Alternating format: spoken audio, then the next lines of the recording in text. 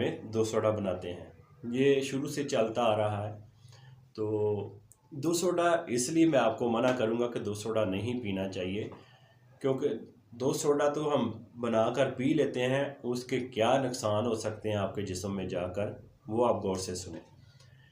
इससे बेहतर है कि आप ड्रिंक अलग से पी लें, दूध अलग से पी लें, इकट्ठा ना पिएं।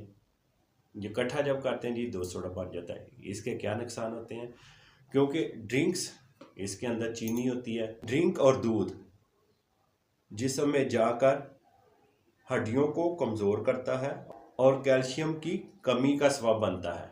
इसलिए मैं आपको दूध सोडा मना कर रहा हूँ।